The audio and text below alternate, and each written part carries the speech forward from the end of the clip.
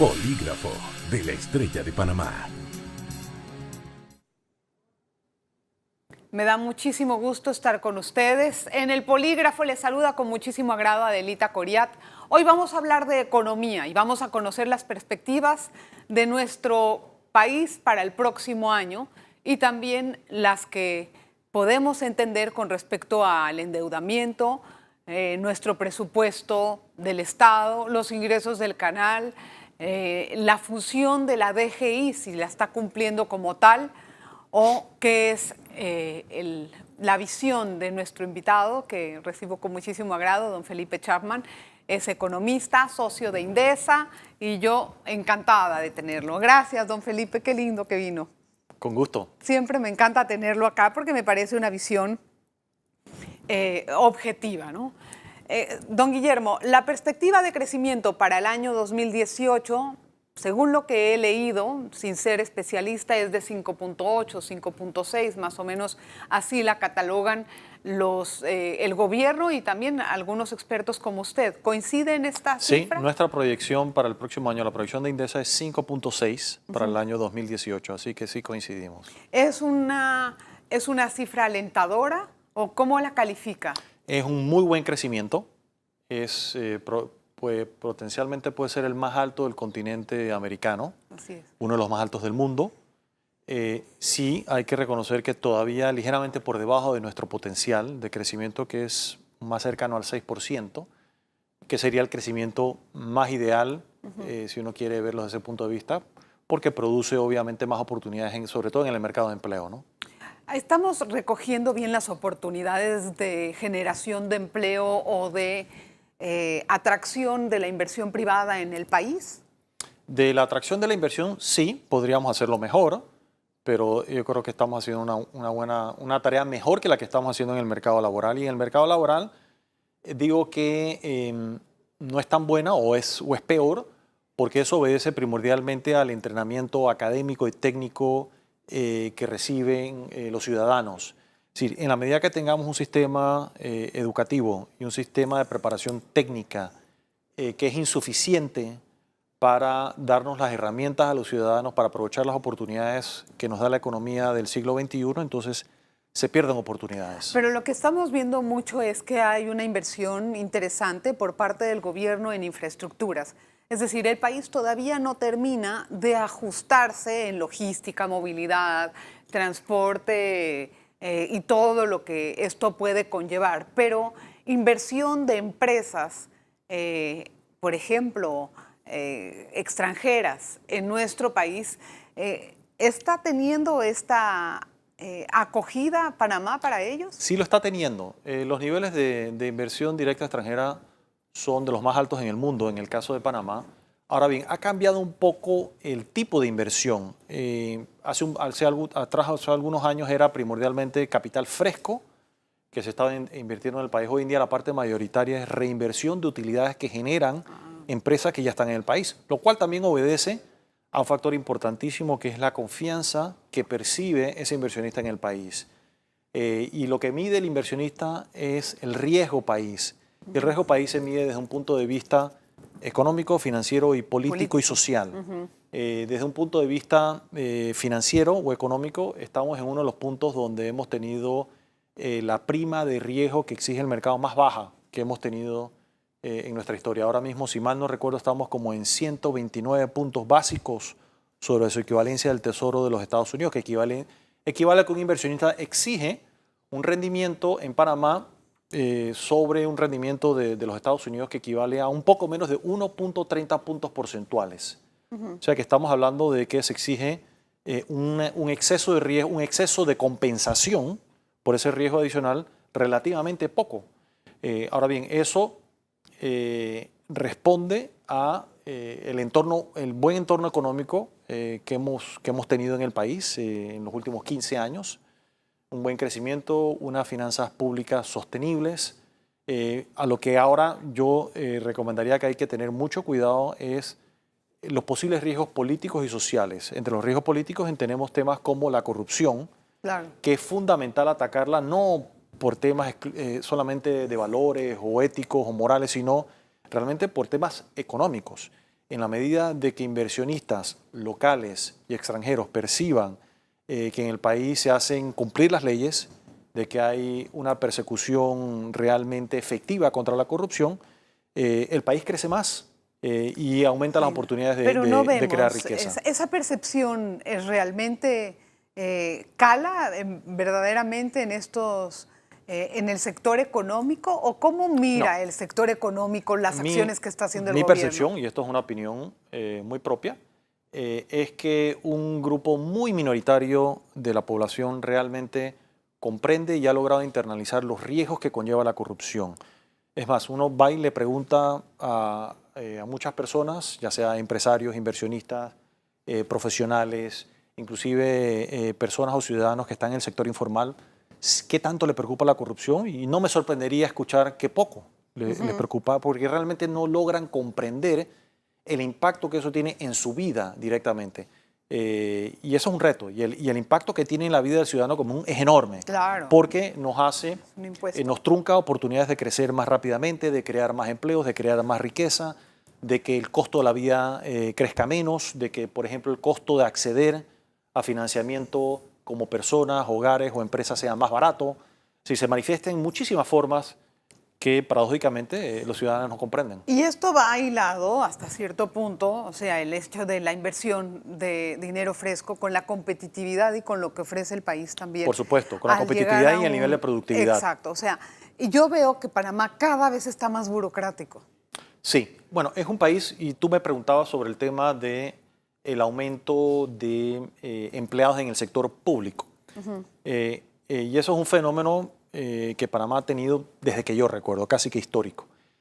Mientras nosotros no tengamos un sistema educativo o preparación técnica de primer mundo, de primer orden, que realmente le dé al joven, al ciudadano, las herramientas necesarias para poder aprovechar las oportunidades que ofrece la economía del siglo XXI, ya entrando en, finalizando la segunda década del siglo XXI, de ahí bien entonces resurgen estos deseos de formar parte de la burocracia Claro, del Estado, sin mayor creación de valor agregado a la sociedad. Por supuesto que el individuo requiere ganarse la vida, requiere llevar el pan a la casa, lo cual es comprensible, y no se le dieron las herramientas adecuadas para poder aprovechar otras oportunidades que ofrece el siglo XXI.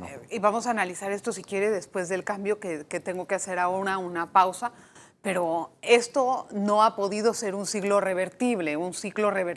Lo que estamos viendo es que cada vez nos enfocamos más en ese tipo de solución para otorgarle a la gente un empleo, y ahí quedamos más o menos postrados con una gran cantidad de dinero del presupuesto estatal que se dedica a pagar una planilla en vez de hacer inversión, generar nuevos empleos, motivar a la empresa privada o a las micro y medianas empresas. Es un círculo vicioso. ¿Quién escoge a los gobernantes? Los votantes. Y los votantes, cuando ven a una persona en campaña, no le dicen ¿qué va a hacer usted por mejorar la educación o por mejorar la preparación técnica para que nosotros podamos encontrar mejores empleos? No, lo que dice es ¿cómo me va a resolver usted a mí? ¿Qué hay para mí? ¿Me va a dar un trabajo a mí? A mí no me importa si es un trabajo que realmente me va a llevar a mediano o largo plazo a una superación personal o familiar. Eso no es lo que se plantea el votante. El que quiere entonces, un ingreso fijo. Ya. El político es un ser humano común y corriente también, y está reaccionando ante los deseos de las personas que están votando por su persona, ¿no? Déjeme hacer una pausa, don Felipe. Tenemos mucho más al regresar. Por favor, quédese. Polígrafo de la Estrella de Panamá.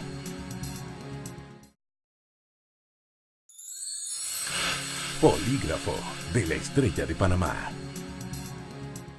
Gracias por continuar en el Polígrafo de la Estrella de Panamá. Hoy conversamos con don Felipe Chapman.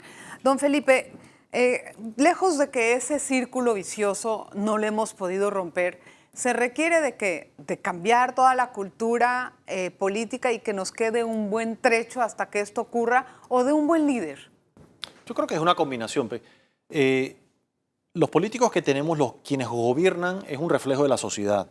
Mientras la sociedad, como un todo, no tenga mayores aspiraciones a una autosuperación, como mencioné, a través de la educación o mejor preparación técnica, a vivir en un país donde haya mayor productividad, donde haya mayor competencia, donde haya que trabajar más duro, pero que nos permita alcanzar más beneficios para la sociedad. Mientras eso no ocurra, yo no veo eso cambiando, eso pasando. Realmente va a obedecer al entorno en el cual estamos, ¿no? El gobierno se ha esforzado por hacer proyectos de gran envergadura que son muy necesarios en el país. Realmente el metro, un cuarto puente sobre el canal, la forma en que está tratando de modernizar la ciudad y algunas partes importantes de la República no se pueden menospreciar. Pero ¿hasta dónde va a poder el gobierno llevar a cabo estas grandes infraestructuras, tomando en cuenta que el ingreso que recibe no es igual al que se está gastando? Y hay proyectos llave en mano, a pesar de que se dijo que no se iban a hacer. Ok. Y más que el gobierno, hablemos de los gobiernos, el presente y los futuros gobiernos por venir. Primero, en Panamá creo yo que todavía hay un déficit de infraestructura. Panamá es un país que todavía requiere mucha inversión y mejoría en su infraestructura. Carreteras, aeropuertos, puertos, en fin, hay mucho que hacer todavía para realmente alcanzar niveles equivalentes a los países más desarrollados del mundo. Eso va a poder continuarlo haciendo el sector público en la medida que la economía crezca lo suficiente para que el gobierno logre recaudar suficientes ingresos para poderle hacerle frente a esos gastos de inversión, a esos gastos de capital. Por supuesto que también ayuda un entorno financiero en el cual, no olvidemos, las tasas de interés que tenemos hoy en día son las más bajas que ha visto el mundo, sobre todo en dólares, en más de 60 años. Y parte de eso son bajas artificialmente provocadas por políticas monetarias de la Reserva Federal de los Estados Unidos, que ya está mandando señales de que va a empezar a cambiar eso. En la medida en que el dinero empiece a costar más, tanto para gobiernos como para personas y empresas, entonces obviamente hay que ponerse mucho más estricto en la escogencia y priorización de las inversiones, porque los recursos van a alcanzar menos, obviamente porque el dinero es más costoso. Pero obviamente vamos a seguir necesitando esas inversiones, así es que ¿cómo priorizaríamos? Así es. ¿Cómo prioriza uno? Bueno, hoy en día Panamá afortunadamente es un país donde todavía sus cuentas fiscales le permiten continuar realizando inversiones en infraestructura, a diferencia de otros países que no han hecho inversiones, que han dejado de hacerlas y están sufriendo sus economías de forma dramática. Veremos el caso más cercano que hay a Panamá, el caso de Venezuela, donde la infraestructura sufrió, pero terriblemente mucho.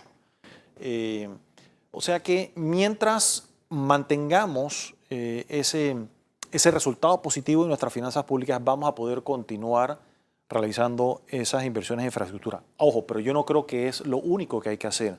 Lo que probablemente es de igual o mayor importancia es atender otros problemas que tiene nuestro país, que incluyen reformas estructurales, que incluye lo que mencioné, mejorar la educación, la preparación técnica, hacernos un país más productivo, más competitivo, inclusive hacer más reformas en la parte de los servicios públicos, es decir, tenemos que hacer algo con el Instituto del INADE. No, del agua. ¿Cuál? Con el IDAN. El agua potable y los alcantarillados, Bueno, eso es importantísimo. Hay un proyecto. Tenemos que hacer algo con la salud, tenemos que hacer algo con la seguridad social. El tema de pensiones es una amenaza latente en la cual nadie quiere hablar.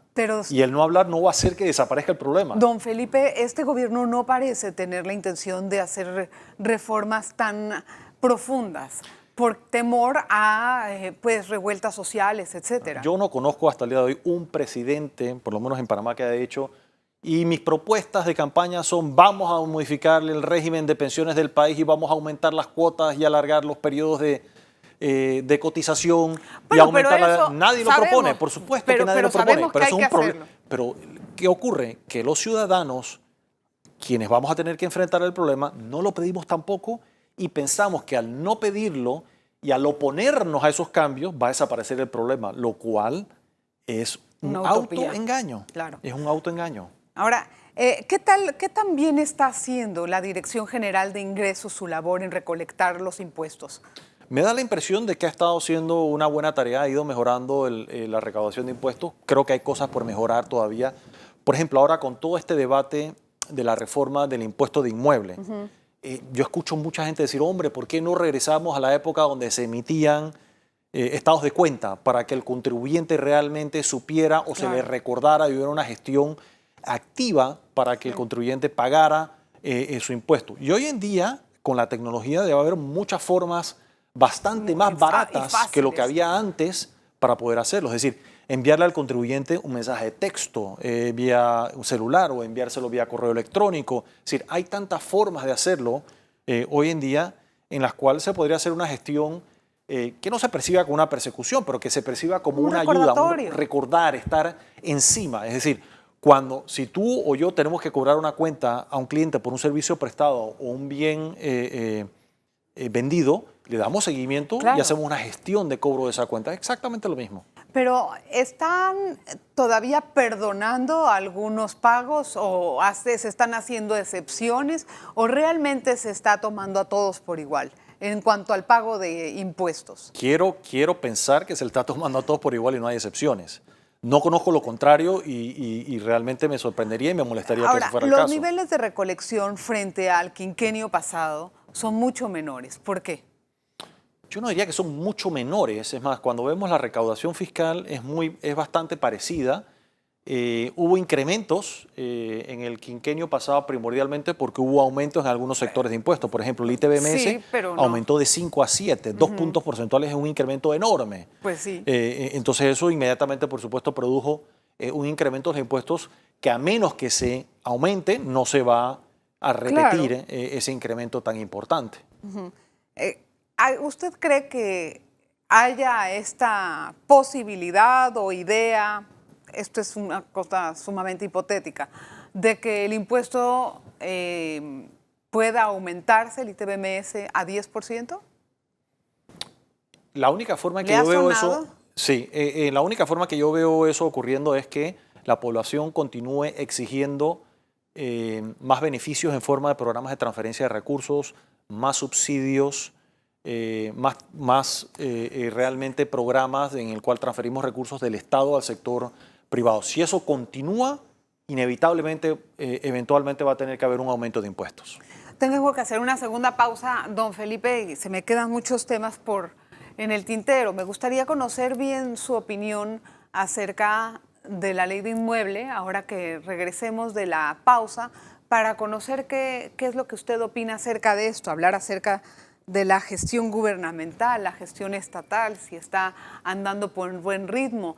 He visto unas instituciones con un desempeño muy pobre en comparación a otras que sí han logrado, pues tal vez ejecutar sus recursos. Una pausa, regresamos enseguida. Polígrafo de la Estrella de Panamá.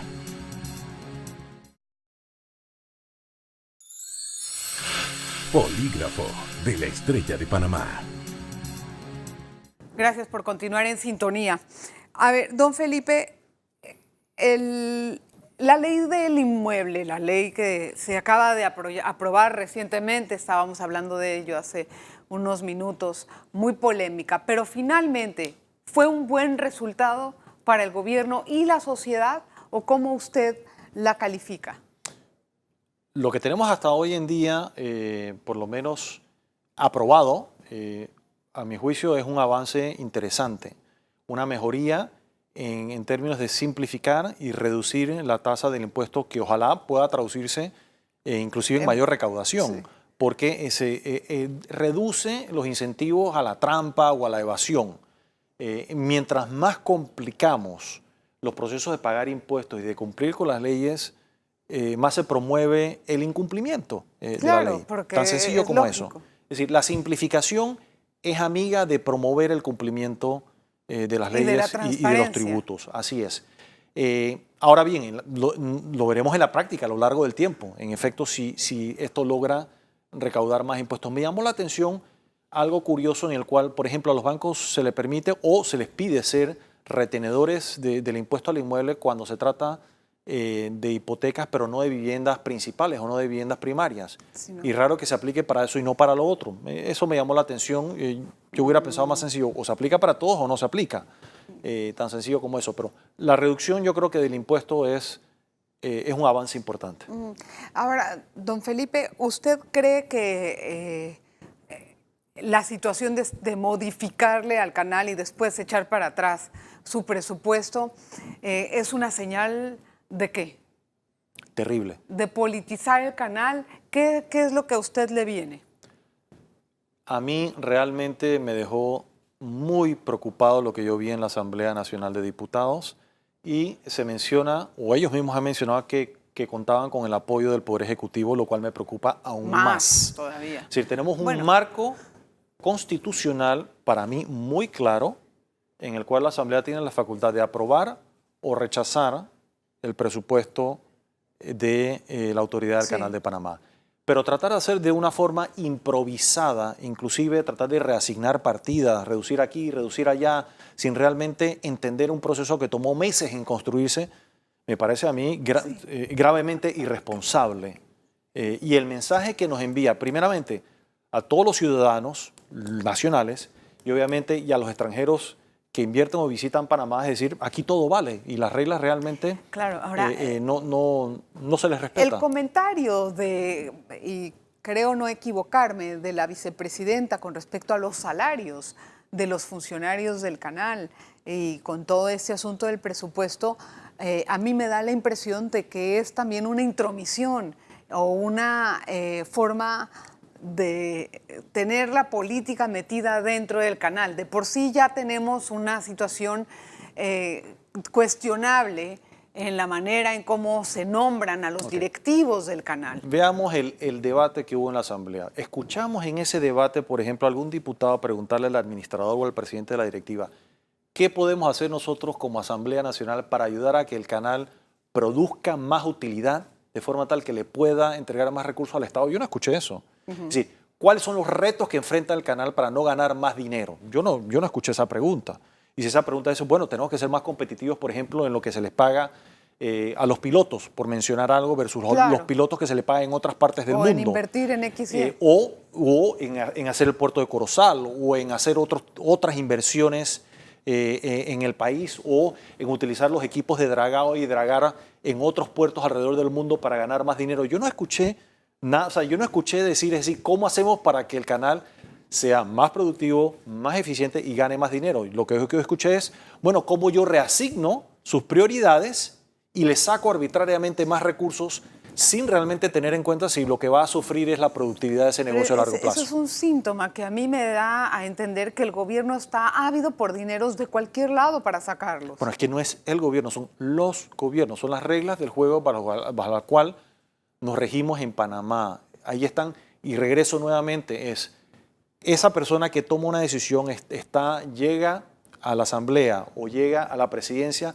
porque ciudadanos votaron por él y esos ciudadanos lo que le exigen no es yo quiero un país más productivo, pero está un país bien, más pero rico. también Yo quiero el que hay exigimos para una mí buena hoy, gestión. ya.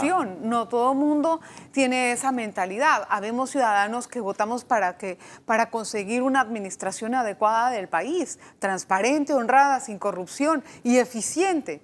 No todos estamos buscando a ver qué nos resuelve. De acuerdo. Entonces, en ese sentido, a mí me parece que si se elige a un empresario, se elige a gente que tiene supuestamente un conocimiento verdadero de la política y del manejo público, lo mínimo que puedo esperar es que respete eso. Yo creo que ya nos ha quedado claro que elegir empresarios en cargos políticos no es ninguna garantía. Lo hemos vivido en Panamá, lo está viviendo Estados Unidos. Bueno, es traumático al revés, ha resultado ser. Pero en ese sentido lo que quiero decir es que esa maniobra, por llamarla de alguna forma, que aunque la tuvieron que resarcir, esa maniobra me da a entender a mí que el gobierno está buscando recursos por todas partes. Así es. Y eso para mí es un mal síntoma. Porque la sociedad se lo exige. Y mientras la sociedad se lo esté exigiendo, así va a responder este y cualquier otro gobierno. Pero no es nada más por hacer política, por decir yo hice esta gran obra de infraestructura, esta otra la hice yo, y hacer después un nombre con esto político. Por supuesto que sí, pero eso obedece al entorno que tenemos, al sistema político que tenemos, a la arquitectura política social del país. Eso no nace en el vacío, eso nace producto de las presiones y las exigencias de la sociedad panameña. En la medida que la sociedad panameña empieza a tener exigencias diferentes, demandas de sus gobernantes diferentes, veremos resultados diferentes. Ese es todo un proceso de capacitación y de docencia, de crear después valores comunes. O sea, Bueno, ahí hay muchas cosas que hacer por parte de líderes sociales. No perdamos la esperanza. Me suena como muy lejos, entonces me desalienta. Porque siento que esos cambios, si bien pueden llegar, van a tardar tanto Adela, tiempo. Cambios profundos y trascendentales en este país no están a la vuelta de la esquina. Y decir lo contrario sería mentira. No, claro. ¿Se pueden realizar? Sí. Requiere de un enorme poder político, de un enorme capital político.